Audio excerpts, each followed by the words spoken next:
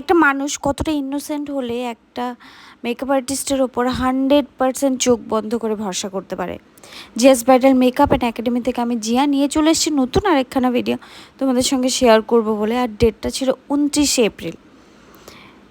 আমার লাইফে করা প্রথম অন্যরকম মেকওভার। যেমনটা আমার খুব তাড়াতাড়ি ব্রাইডাল ক্যান্সেলও হয়, ঠিক সেরকম খুব তাড়াতাড়ি ব্রাইডাল বুকিং হয়। ঠিক দুদিন আগে দাদা আমাকে ফোন করে বলল, মানে আমি যেহেতু বৌদিকে সাজাতে গেছিলাম, দাদা আমাকে ফোন করে বলল, বুনু বিয়ে করছি, বৌদিকে সাজাতে হবে, কত নিবি বল। তো আমি আমার সমস্ত যে কাজকর্মগুলো সেগুলো হিসাব কিতাব সব মিটিয়ে নিয়ে ডেটটাকে বুক করে নিই। আর ঠিক টাইম মতো ফার্স্ট ব্রাইড হিসেবে সাজাতে চলে যাই। গিয়ে ব্রাইডকে বলি যে তোমাকে কেমন সাজাবো, বাট বিশ্বাস করতে পারবে না বৌদি এতটাই ইনোসেন্ট যে কি মেকআপ করবে, ইভেন কি জুয়েলারি পরবে কিচ্ছু কেনা হয়নি। ইভেন আমাকে চোখ বন্ধ করে বলেছে, তোমার যেটা ভাল লাগে, যেমন ভাল লাগে তুমি তোমার দাদাকে বলো, তোমার দাদা আমাকে এনে দিবে, আমি ওটাই পরতে ভালোবাসি।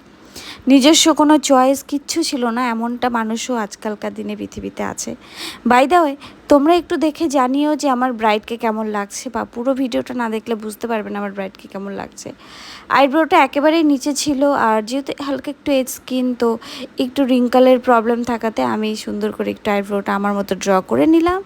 দেন শুরু করলাম আই মেকআপ। আমি একটু জিজ্ঞাসা করেছিলাম তুমি কেমন সাজতে চাও, তবে দাদার ডিমান্ড ছিল তুই যেমন রিলসে দিস যে সমস্ত মেকআপ লুকগুলো, আমার বউকে ঠিক সেভাবে সাজাবি।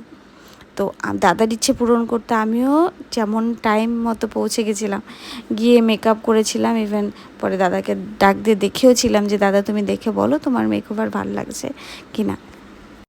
তবে আমার মনে হয়েছে যে শাড়িটা বেনারসি হলে আরেকটু বেশি ভালো লাগতো। তবে জুয়েলারিগুলো যেমনটা আনতে বলেছিলাম তেমনটা পাইনি, কারণ ছোট্ট একখানা বাজার পাশে থাকায় যতটুকু সেইখানে অ্যাভেলেবেল ছিল সেখান থেকেই কিছু কিছু জিনিস আনা হয়েছিল। সেটা দিয়ে আমি চেষ্টা করলাম আমার মতো করে সুন্দর করে সাজাতে। বাট বিশ্বাস করবে না, ব্রাইডের মেহেন্দিটাও পরা হয়নি। আমাকে বলছিল দাদা যে একটু মেহেন্দিটা পরিয়ে দিয়ে যা। বাই দ্য ওয়ে, তোমরা কিন্তু দেখে জানিও তোমাদের কেমন লাগছে আজকের এই ব্রাইডকে। আর ভালো লাগলে একটা কমেন্ট করে যেও, আর খুব বেশি ভালো লাগলে আমার পেজটাকে ফলো করে দিও। যাকগে, দাদা বৌদির বিয়ের কিছু ভিডিও বা ছবি তোমাদের সঙ্গে শেয়ার করলাম। তো তোমরা দেখে জানিও তোমাদের কেমন লাগলো, আর পেজটাকে ফলো করে রেখো যাতে আগামীতে আরও অনেক অনেক ভিডিও ফটোস তোমরা দেখতে পারো। সকলেই ভালো থেকো।